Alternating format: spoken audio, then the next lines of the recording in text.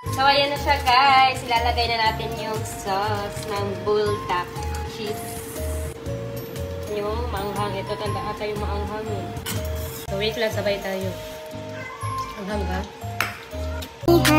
Just like they would. It ain't their business, but they in it. I don't know why. So, ayan na siya guys. Ilalagay na natin yung sauce ng bulldog cheese. Yung maanghang. Ito tanda ata yung maanghang eh.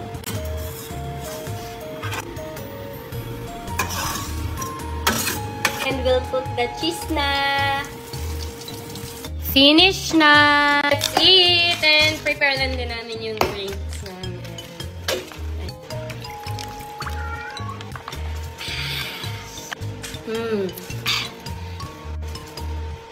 So, iti-taste test na namin siya. So, first time kong kumain ng bulldogs kasi hindi ako mahilig sa mga noodles. And maanghang. Hindi talaga ako mahilig. Pero let's try this. Hindi siya masyadong maanghang. Tingnan nga natin, di ba anghang ito? Baka maanghang ito. Feel na feel pa. Tapos maanghang pala. Hindi pala makakakain. And cheers! So, wait lang. Sabay tayo.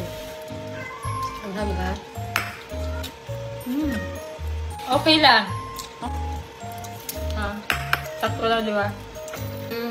Diba, hindi naman sobra. Sakto lang. Ang sarap niya! Pero mas masarap to pag mayroon yung dahon. Yung dahon-dahon. Yung kulay green na dahon. Yung parang dahon. Seaweed! Seaweed! Let's try! So, kuha tayo ng seaweeds dito. Ayan, ito eh. Ito yung dahon-dahon. Try natin kasi.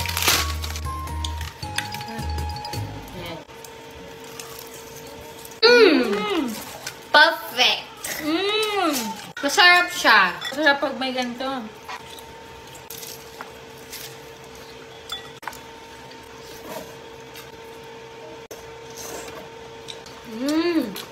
Masarap siya. Ito talaga yung favorite ko, guys. Yung fish cake.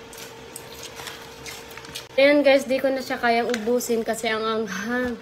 Ang niya.